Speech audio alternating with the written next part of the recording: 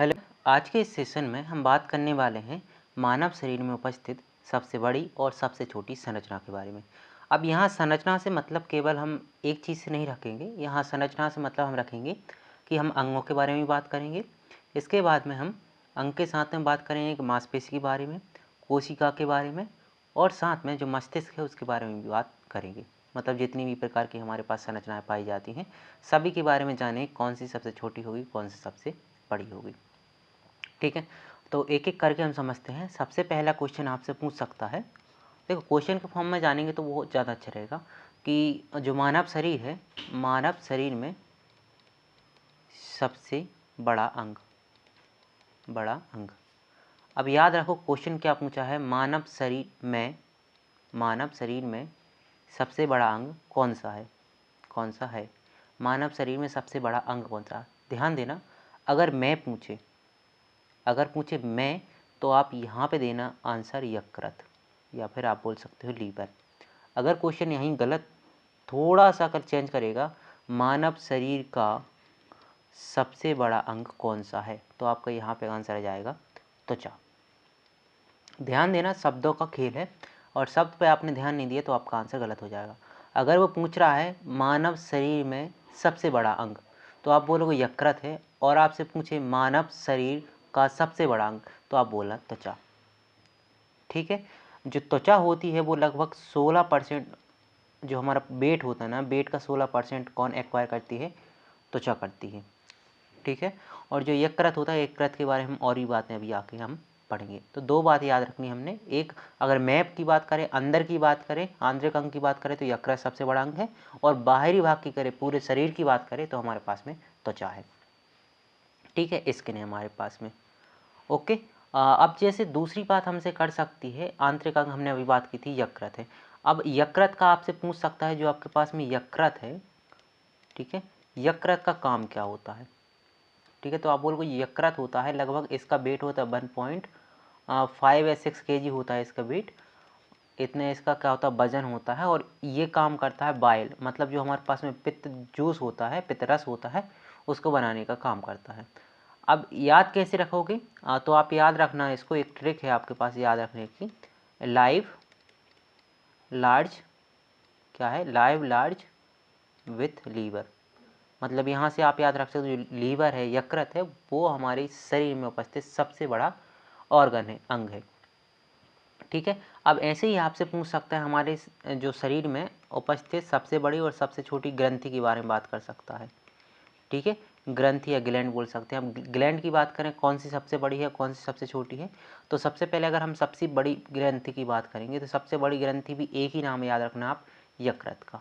किसका आप याद रखोगे, यकृत ही हमारे पास में सबसे बड़ी ग्रंथि। कौन है सबसे बड़ी ग्रंथि, यकृत है। और आपसे पूछे सबसे छोटी ग्रंथि का नाम क्या है, तो आप बोलोगे जो सबसे छोटी ग्रंथि है उसका नाम है पीनियल ग्लैंड। क्या नाम है, आप बोलोगे पीनियल ग्लैंड या फिर पीनियल ग्रंथि। ठीक है, अब ये पीनियल ग्रंथि का काम क्या होता है, इसका काम होता है, एक मेलाटोनिन नामक हार्मोन होता है, उसको रिलीज करने का काम होता है पीनियल ग्लैंड का।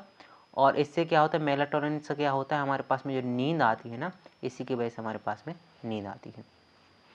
ट्रिक कैसे याद रखोगे, पीनियल ग्रंथि को याद रखना, आप यहाँ से ऐसे ट्रिक याद कर सकते हो, जो पीनियल होती है ना, पीनियल से याद रखना पिन, पीनियल से याद रखना आप पिन, या फिर पिन से याद रख सकते हो पीनियल। अब पिन क्या होता है, पिन बहुत ज़्यादा छोटा होता है, तो आप याद रखना, अब पिन जैसे बहुत ज़्यादा छोटा होता है, वैसे ही जो पीनियल ग्लैंड है वो भी सबसे छोटी हमारे पास में ग्रंथि है। ठीक है, बात क्लियर है। ओके, ठीक है। अब आपसे पूछ सकता है हड्डी के केस में कि हमारे पास में जो हड्डियाँ पाई जाती हैं, अब ये बताओ जो हड्डियाँ होती हैं कौन सी सबसे बड़ी हड्डी होगी और कौन सी सबसे छोटी हड्डी होगी मानव शरीर में। ठीक है, तो देखो सबसे बड़ी होती है मानव शरीर में, जो हमारे पास में जांग होती है ना, जांग में एक हड्डी पाई जाती है, तो आप बोल सकते हो जो जांग की हड्डी होती है वो सबसे बड़ी होती है। लेकिन डायरेक्ट आप जांग की हड्डी तो लोग बोलोगे नहीं, क्योंकि वहाँ पे ऑप्शन में रहेगा, ऑप्शन में आपके पास लिखा होगा फीमर। क्या लिखा होगा आपके पास में, आपके पास में लिखा होगा फीमर। ये इसी को बोलते हैं जांग की जो सबसे बड़ी हड्डी होती है फीमर होती है, और पूरे शरीर की सबसे बड़ी हड्डी होती है फीमर। ठीक है, ये कहाँ पाई जाती है, जांग में पाई जाती है। वहीं पे अगर हम सबसे छोटी हड्डी की बात करें तो सबसे छोटी हड्डी हमारे पास में कान में पाई जाती है, इसका नाम होता है स्टेप्स। क्या नाम होता है, इसका नाम होता है स्टेप्स। अब वही बात कि हम याद कैसे रखेंगे, ट्रिक बताओ हमको याद करने की। तो इसे याद कैसे रखोगे, आप बोलोगे फुटबॉलर की ताकत कहाँ पे होती है, ज़्यादा ताकत आप देखते हो कहाँ पे होती है, फुटबॉलर। तो आप बोलोगे जो फुटबॉलर होती है उसकी ज़्यादा ताकत कहाँ पे होती है, तो आप बोलना जो फुटबॉलर होता है वो फुट मतलब पाँव से ज़्यादा जोर लगाता है। तो आप बोलना कि जो हमारे पास में उसका पाँव होगा, पैर होगा, उसमें क्या होगी, उसकी ताकत होगी। तो आप बोल सकते हो कि पैर की हड्डी सबसे बड़ी होगी। ठीक है, ओके। और सबसे छोटी हड्डी हमने बात की है स्टेप्स की। अब सबसे छोटी तो ऐसे मान लो स्टेप्स कैसे, कान की हड्डी है। अब कान सबसे छोटी संरचना है, उसके अंदर भी हड्डी पाई जा रही है, तो स्टेप आप यहाँ से इसको याद कर सकते हो। ठीक है, अब आपसे पूछ सकता है मांसपेशी के बारे में। जो मांसपेशियाँ होती हैं, मांसपेशियाँ मेनली सबसे पहले अगर काम का पूछे कि मांसपेशी काम क्या करती है, तो आप बोला जो मांसपेशियाँ होती हैं इनका काम होता है हमें चलने फिरने में सहायता करना, मतलब हमारा जो चालन होता है उसमें सहायता करती है। अगर हम बात करें कौन सी मांसपेशी बड़ी होगी और कौन सी मांसपेशी छोटी होगी, तो बड़ी मांसपेशी होती है ग्लूटियस, क्या है, ग्लूटस होती है। ग्लूटस मैक्सिमस का नाम होता है, और ये कहाँ पे पाई जाती है, मैक्सिमस ये हिप में पाई जाती है। ठीक है, इसको याद ऐसे रख सकते हो आप, ग्रेट साइज मतलब ग्लूटेक्स है ना, ग्लूटेक्स मतलब इसका साइज कैसा होगा, ग्रेट होगा। अगर सबसे छोटी यहाँ हम मांसपेशी की बात करें तो ये फिर से कान में पाई जा रही है, ईयर में पाई जा रही है सबसे छोटी। अब इसका नाम होगा, जैसे वहाँ पे स्टेप्स था ना, इसका नाम भी हम बोल देंगे स्टेपेडियस। बस नाम में थोड़ा सा अंतर है, डीएस आ जाएगा, वहाँ पे केवल स्टेप्स था, यहाँ पे स्टेपेडियस। वहाँ पे हड्डी की बात की, यहाँ पे मांसपेशी की बात रही होगी। मतलब जो हड्डी के ऊपर एक खाल जैसी संरचना होती है उसे हम मांसपेशी कहते हैं। ठीक है, अब यहाँ पे आपसे कुछ और भी पूछ सकता है, क्या पूछ सकता है, हमारे पास में अब जो हमारे पास में ब्लड है उसको फ्लो करने के रक्त वाहिकाओं की आवश्यकता होती है। ठीक है, रक्त वाहिकाओं या फिर हम बोल सकते हैं रक्त नलिकाओं की आवश्यकता होती है। तो आपसे पूछ सकता है, यहाँ पे भी पूछ सकता है कि सबसे बड़ी कौन सी होगी और सबसे छोटी कौन सी होगी। देखो सबसे बड़ी की हम बात करें, इसे हम बोलते हैं महाधमनी। क्या बोलते हैं, महाधमनी बोलते हैं। इसी का नाम होता है अरोटा। क्या होता है, इसी का नाम होता है अरोटा। ये क्या काम करती है, ये काम करती है पूरे शरीर में ब्लड को हार्ट से ले जाने का काम करती है। ठीक है, अब यहाँ अरोटा है ना, अरोटा ए आ रहा है, तो यहाँ से याद रखना आप ऑल ओवर बॉडी, मतलब पूरे शरीर में ये क्या करती है, ब्लड को ले जाने का काम करती है और सबसे बड़ी है। अगर हम सबसे छोटी नलिका की बात करें तो इसे हम बोलते हैं कैपिलरी। क्या बोलते हैं हम, कैपिलरी बोलती हैं। ये क्या हो, जैसे मान के चलो यहाँ पे एक हमारे पास धमनी है, धमनी पूरे शरीर में आई, यहाँ पे चमड़ी का एक अंतिम भाग है। तो अब यहाँ पे जो यहाँ पे छोटी छोटी आप संरचना देखो, एक धमनी से कई संरचना है। फिर यहाँ पे हमें मिलेगी सिरा। धमनी और सिरा को जोड़ने वाली जो छोटी नलिकाएं होती हैं इन्हें हम बोलते हैं कैपिलरी। ठीक है, ओके। अब आपसे कुछ और भी क्वेश्चन पूछ सकता है, क्या पूछ सकता है, जैसे हमारे पास सिर्फ एक सेल मोटी होती है जो गैसों का आदान प्रदान करती है, उसी को हम बोलते हैं कैपिलरी, उसके आप छोड़ो। अब आपसे पूछ सकता है जो हमारे पास में सेल है, सेल के बारे में पूछ सकता है। सेल का मतलब क्या था हमारे पास में, सेल का मतलब है कोशिका। तो यहाँ से पूछ सकता है सबसे बड़ी कोशिका कौन सी है और सबसे छोटी कौन सी है। अगर आपसे पूछे मानव शरीर में सबसे बड़ी कोशिका कौन सी है और मानव शरीर में सबसे छोटी कोशिका कौन सी है, तो आप बोलना सबसे बड़ी है हमारे पास में अंडाणु। ठीक है, और सबसे छोटी संरचना है हमारे पास में शुक्राणु। बात क्लियर है, सबसे बड़ी है अंडाणु और सबसे छोटी है शुक्राणु। अब यहाँ पे थोड़ा सा कर आप शब्दों की फेरबदल कर देगा तो आप गलत कर सकते हो। आपसे यहाँ पे पूछ सकता है मानव के रक्त में सबसे छोटी कोशिका। अब याद रखना, आप केवल ये देख लोगे छोटी कोशिका आप लग के जाओगे शुक्राणु, लेकिन नहीं है। इनने पूछा है रक्त में उपस्थित हमारे पास जो ब्लड होता है उसमें सबसे छोटी कौन सी होती है, तब जाके आप आंसर करोगे RBC, रेड ब्लड सेल। मानव ब्लड में छोटी होती है, बाकी पूरे शरीर की बात करेंगे तो सबसे छोटी होती है शुक्राणु। ठीक है, अब यहाँ से एक और पूछ सकता है कोशिका से रिलेटेड, आपसे पूछ सकता है सबसे लंबी भी पूछ सकता है, सबसे छोटी के साथ क्या पूछ सकता है, सबसे लंबी। तो सबसे लंबी आपको पता होगा हमारे पास में क्या होती है, जो नर्वस सेल होती है, नर्वस सेल होती है, हम बोल सकते हैं तंत्रिका तंत्र बोल सकते हैं हम इसको, क्या बोल सकते हैं, तंत्रिका तंत्र होता है, ये सबसे लंबी कोशिका होती है।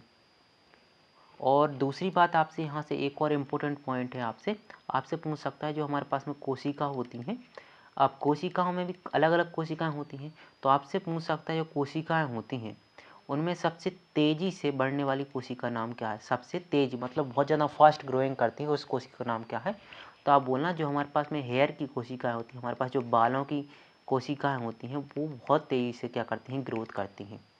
ठीक है, ओके। अब दूसरी बात और पूछ सकता है आपसे, एक और है, ध्यान देना आप, आपसे पूछ सकता है यहाँ पे सबसे मजबूत द्रव पूछ सकता है, सबसे मजबूत पदार्थ पूछ सकता है या द्रव पूछ सकता है, बात एक ही है। अगर आपसे पूछे मानव शरीर में उपस्थित सबसे मजबूत पदार्थ कौन सा है या फिर कौन सा अंग सबसे कठोर है, तो आप बोलना जो हमारे पास में दांत होते हैं, क्या होते हैं, जो दांत का ऊपरी भाग होता है, दांत का क्या बोलोगे आप, दांत का ऊपरी भाग होता है जिसका नाम होता है एनिमल। क्या होता है, जिसका नाम एनिमल होता है। ये क्या होता है, सबसे कठोर हमारे पास में सबसे कठोर भाग होता है हमारे शरीर का। सबसे कठोर भाग क्या होता है, एनिमल होता है, जो अक्सर आप देखते हो किसी का शरीर भी जल जाए तब भी ये हमें उसकी जो राख होती है उसमें मिल जाता है, क्योंकि बहुत ज़्यादा हार्ड होता है। ठीक है, एनिमल से याद रख सकते हो एनिमी, एनिमी मतलब क्या है, एनिमी प्रूफ मतलब जो हमारे पास दुश्मन है उससे लड़ने की क्षमता रखता है। ठीक है, अब यहाँ से एक और क्वेश्चन आपसे पूछ सकता है, मानव शरीर में सबसे बड़ा, अब पूछ सकते, देखो अभी हमने पूछा था सबसे बड़ी, क्या पूछी थी हमने, ग्रंथि पूछी थी, अभी पूछी कितनी नहीं, तो आपने बोला था सबसे बड़ी ग्रंथि हमारे पास में क्या है, यकृत थी। लेकिन आपसे पूछ ले, ये यकृत है ना, यकृत बाह्य ग्रंथि के अंतर्गत आता है। कैसी ग्रंथि के अंतर्गत आता है, बाह्य ग्रंथि के अंतर्गत आता है। लेकिन अगर हम बात करें आंतरिक ग्रंथि की, तो आंतरिक ग्रंथि में सबसे बड़ी कौन सी है, आंतरिक ग्रंथि सबसे बड़ी ग्रंथि कौन सी है, तो आप बोलना थायराइड। क्या बोलोगे, थायराइड आंतरिक ग्रंथि में सबसे बड़ी है और यकृत बाह्य ग्रंथि में सबसे बड़ी है। ठीक है, अब सबसे छोटा हार्मोन बनाने वाला अंग कौन सा होता है, सबसे छोटा हार्मोन कौन बनाता है, तो सबसे छोटा हार्मोन बनाना है हमारे पास में पीयूष ग्रंथि। कौन बनाती है, पीयूष ग्रंथि, या फिर हम इसी को बोलते हैं पिट्यूटरी ग्लैंड। ये सबसे छोटा हार्मोन बनाने का काम करता है हार्मोन। और जो आंतरिक ग्रंथि थी ना सबसे बड़ी, थायराइड, ये क्या बनाती है, सबसे बड़ा हार्मोन बनाती है। ठीक है, इसके बाद में आपसे क्वेश्चन पूछ सकता है सबसे अधिक रक्त बनाने वाली हड्डी कौन सी है। क्या बोलोगे आप, सबसे अधिक रक्त बनाने वाली हड्डी, इसका नाम क्या होगा, जो सबसे अधिक रक्त बनाएगा। तो ध्यान रखना जो हमारे पास में हड्डी की बात करें तो देखो जितनी भी हमारे पास में बोन मैरो होती है, बोन मैरो का मतलब अस्थि मज्जा होती हैं, सभी की सभी क्या करती हैं, अस्थि मज्जा, सभी की सभी अस्थि मज्जा काम करती हैं रक्त बनाने का। और देखो सबसे बड़ी अस्थि कौन सी हमारे पास में, अभी हमने बात की थी फीमर है हमारे पास में। तो याद रखना अगर फीमर सबसे बड़ी हड्डी है तो सबसे ज़्यादा रक्त बनाने का काम भी कौन करेगी, फीमर ही करेगी। ठीक है, और अगर आपसे हमारे पास में बात करें कि जो रक्त है, रक्त में अभी सबसे छोटा हमने पूछी थी कोशिका पाई जा रही थी, जिसे आप बोल रहे थे सबसे छोटी कोशिका, आप बोल रहे थे आरबीसी। अगर आपसे पूछे सबसे बड़ी कोशिका कौन सी है रक्त में, तो आप बोलना सबसे बड़ी कोशिका हमारे पास में डब्ल्यूबीसी। ठीक है, अगर कण की बात करें तो फिर वहाँ पे दूसरी बात आ जाएगी।